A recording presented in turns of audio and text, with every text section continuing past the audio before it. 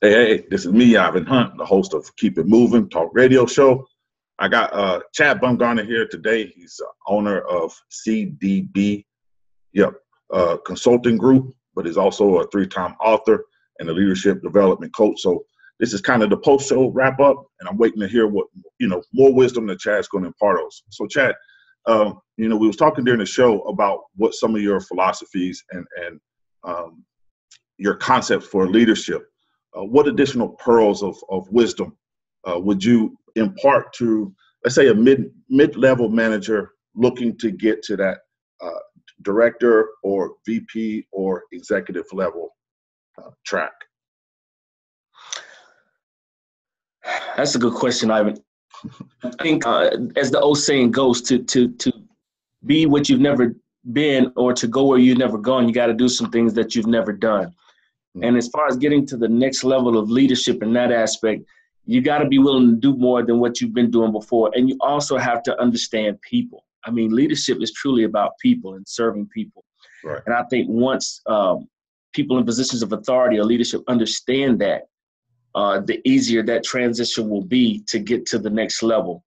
So really trying to get a pulse on your team or your organization, who they are, where they're trying to go, individually as well as collectively. I know a lot of times leaders like to focus on the bottom line, what the company's trying to pursue or what they're trying to get at the end of the quarter or the end of the year.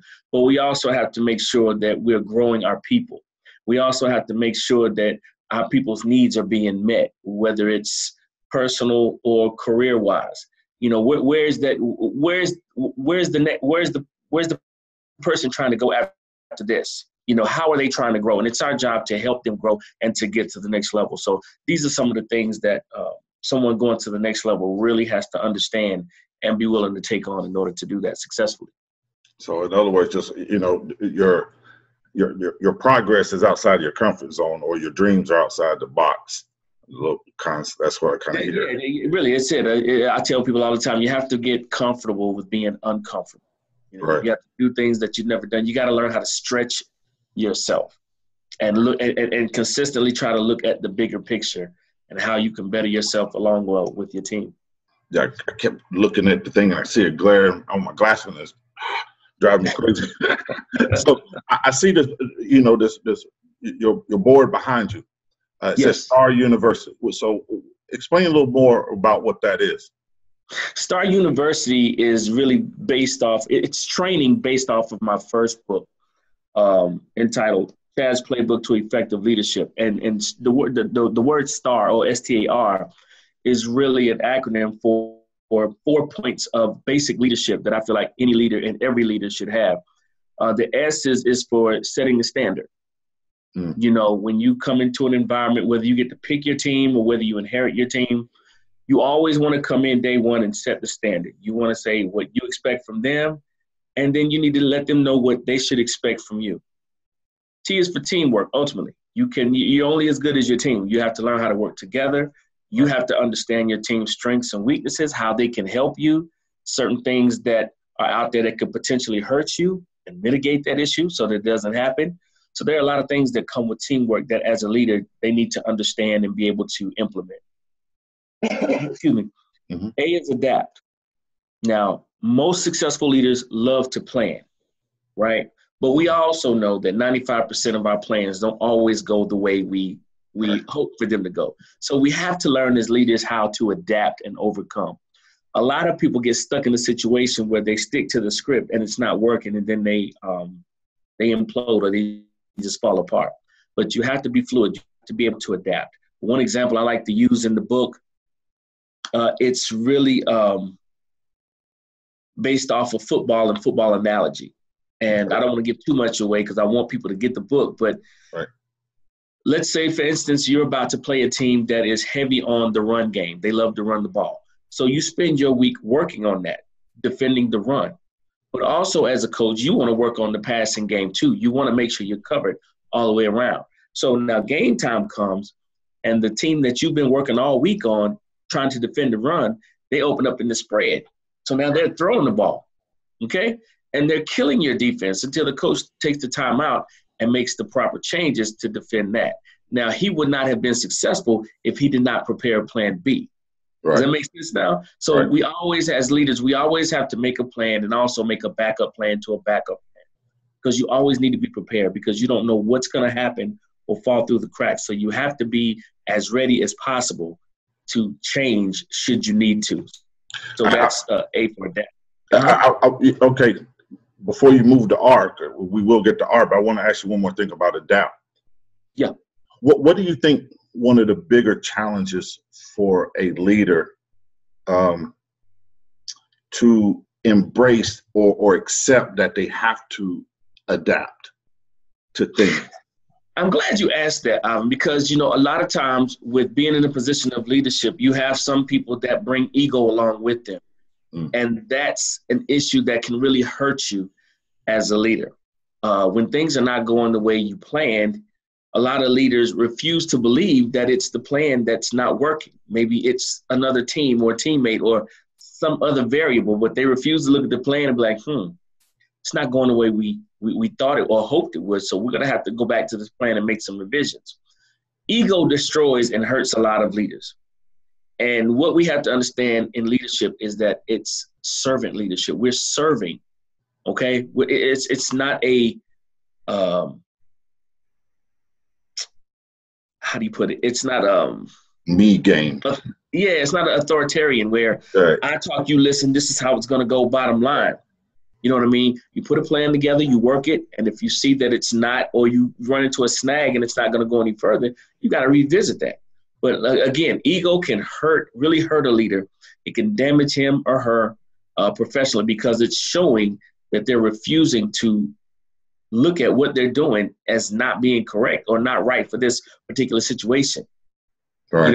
And refusing to change. And that has an ill effect on the team as well. Right. Well, let's dig. I want to dig it because it's a good topic, and I want to dig a little deeper than that. Then, right. So, part of management, right, is the ability to manage downwards, but also to be able to manage upwards. Exactly. So, in that situation, so let's say you're a director, and your C or your O, whatever you call them, it has that ego, right? So as a director or VP, how do you manage the one above you that has that ego? I'm glad. Yeah, that's a great question. I get that quite a bit, and that's a sensitive area, because you want to be able to do that without being subordinate. I tell people all the time, not only do you have to manage down, you have to manage up. Right. And a great example that I give a lot of times is when I was working for a Fortune 500 company, my boss had the same situation. She had an ego issue. She fired off an email to her superiors, and it was, she didn't use the best information or language. Correct. And she got a lot of negative feedback. So her thing was now she wants to really go off on them and tell them A, B, and C. So I sit her down and said, no, what you're going to do is you're going to sit back, you're going to take a deep breath, and you're going to go about this thing the right way. I said, because you have to understand at the end of the day, these are your superiors. So in order to get them to understand what you were doing or how you were trying to go about it, you have to revisit this thing in a different way, because if you go into it with a negative aspect, then only negative is going to come back to you.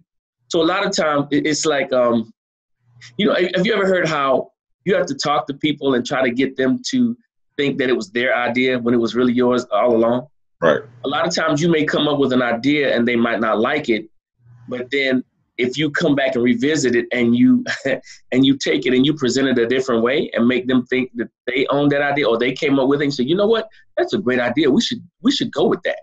Right. And a lot of times that's the approach that you have to take, because you're dealing with higher ups that have egos.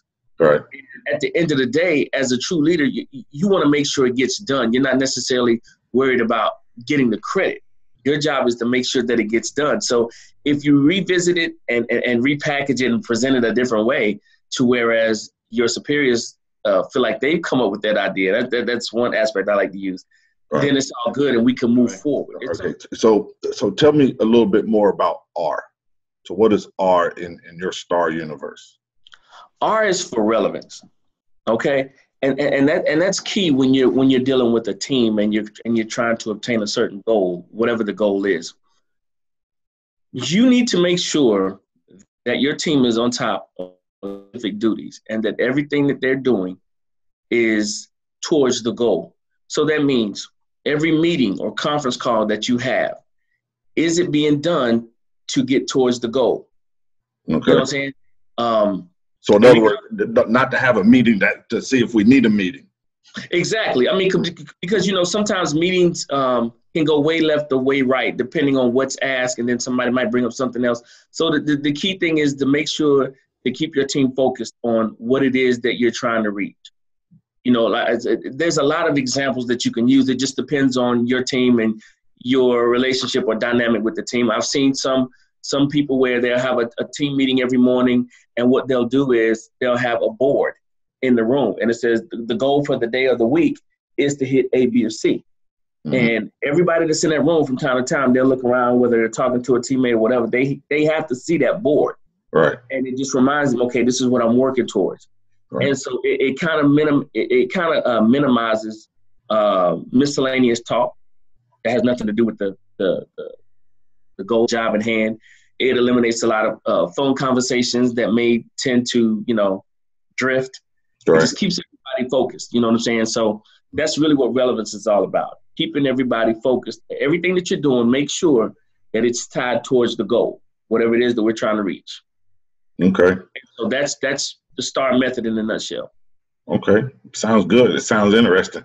I've read the book. So I'm cheating a little bit because I kind of know some of it. Yeah, because I read the book. And actually, and you should get the book. It actually has practical exercises for you to do that will kind of strengthen some of your leadership abilities and principles and expand your scope. And I think it'll probably sharpen your iron a little bit more. So I encourage you to get Chad's book, Chad's Playbook to Leadership. Playbook to Effective Leadership. Yeah, Chad's Playbook to Effective Leadership. And I appreciate that. And then it's like, I wrote the book. I wanted to keep it simple and to the point. It's a very short read, but at the same time, it has a lot of practical information that I feel like once you put this book down, that you should be able to implement everything in this book like right away. Okay. And that's how, because when you're in a position of authority, when you're a leader, you don't really have a lot of time to do a whole bunch of reading. Right. So I had that in mind when I wrote the book. I said, I want to write something simple, but yet effective because I don't want to waste people's time. Mm-hmm. But I feel like the information in that book, once they, go through it and go through the questions at the end of every chapter, I think they're better prepared to evaluate themselves as leaders and then go out and start implementing, looking at where they maybe dropped the ball or maybe where they looked and saw there may be some gaps with the team. I don't really know my team that well. I need to assess their strengths and their weaknesses, their opportunities and their threats. And I need to make sure that I understand how to adapt when things don't go the way, we planned. And I need to make sure that I set the standard because the biggest thing with teams and their leaders that causes a lot of problems is unexpected. I can't come up with the word. Unexpected intentions. Okay. You know what I mean? Like you and I, Ivan, may be on a team and I'm expecting certain things from you and likewise. But if we don't sit down and make sure we understand that, we're always going to be butting heads. And that's where the issue comes a lot of times with setting the standard. I need to make sure you understand my expectations. Right. And then at the same time, I need to understand what your expectations are for me. Now we're on the same page. Now we can work. Now we can get things going because we know what each other expects and wants from one another. But when that's not made known, right. That's where the issue arises and people butt heads. And then you find disgruntled teammates or employees and you wind up having that revolving door because people are getting pissed and frustrated and they want out. Right. And now you're scratching your head trying to figure out, what's going on? Why can't I keep people? Well, you're not being open and honest about what you expect. I can't sit here and ding you for A, B, and C when I haven't sat down with you and said, okay, look, it's your first day. These are the things that I expect from you as a teammate or as an employee. And these are the things that you need to expect from me. And if anything should fall short between the two of us, then we need to make that known right away so we can get that cleared up. But if we don't do that, then there's a lot of frustration because I'm expecting something, but I never asked you. I never told you about it. So it's not fair. I hear two things going through the STAR process, but also in your last explanation. And one of it is I hear solution oriented.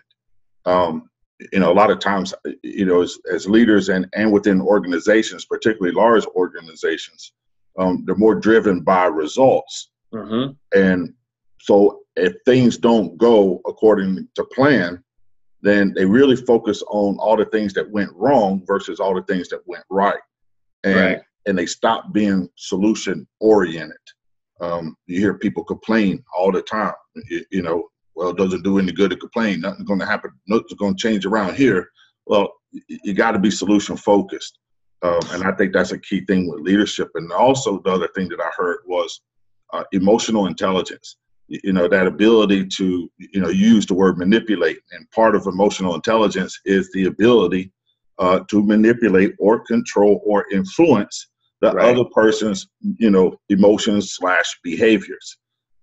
So yeah, I hear both of those threads all throughout your message. Yeah, the frustration part comes in with the lack of clarity. Mm. When you have, especially in corporations, when you're trying to get a certain goal done and maybe it doesn't get met and everybody's pointing fingers, it's all about the culture that you created in that environment. Right. As a leader, if you create a culture of openness, if you come out and pretty much eliminate all the questions that people want to ask. I just did a YouTube podcast, I guess, if you will, about the most 5 common things that employees want to ask, but they're afraid to. Mm-hmm. Well, now the key thing is, let's back up a little bit. Why are they afraid to ask? See, that's part of the culture that you built as a leader. You want to make sure that the environment, the culture in your environment is open and friendly and honest. When you show that to your team, they're more apt to come to you and ask the questions that maybe others feel like, I don't want to ask that because I don't want to risk retaliation or, whatever the case is. So when people are afraid to ask, to me, that's a ding on the leader because you didn't create that environment to whereas they feel comfortable to ask. Right. I was actually coaching a client this past week, and there was a couple things going on. They've got a new regional director. The communication is not what they were accustomed to, and my suggestion was, send the email, make the communication, whatever, but don't sit on it too long if they don't reply back. So that communication, that fear of asking. And the reason why I kind of was discussing not to reply, don't wait to reply back because you would have lost leverage. Because if they respond back to you, now they dictate the terms. But even though, and that's part of that managing up, you make the phone call, now you have the leverage because one, they didn't follow up on your email after 7-10 days. And you have that ability to say, hey, look, I reached out to you. What's going on? What do you need from me? And it allows that, that ability to keep the expectations. And the same client actually was going to propose a project. The project initially got shut down, right, by the divisional level. There's a new CEO in my client's facility. I said, well, here's an opportunity because maybe it was turned down before because of the presenters. Maybe the information wasn't wrong. Maybe the information was perfect. But if the presentation isn't in the language of the receiver or the final decision maker, then it's not going to make sense to them. I said, so this particular, this new presenter has a better rapport now with the final decision maker. Right. Bring up the issue again. You never know. Persistence pays off. So with that being said, any last parting words for a young, I'm going to make this a very direct question. For a young American African, that's my new way of saying African American, It's American African, right? Okay. Because we're all Americans first. True. That's how I see it. So I've quit saying African American. But anyway, that's a whole nother topic. But for a young up and coming American African, what would be your advice? One, so I'm gonna stack questions here. One, once you're in the workplace and you're at the cusp of going to that level, to that next level, which will place you into leadership, what is your advice there? Once you get into leadership, what is your advice there? Because they're two different planes, I think. So right. What would you tell that young American African? My advice, and I'm copywriting that term too, by the way.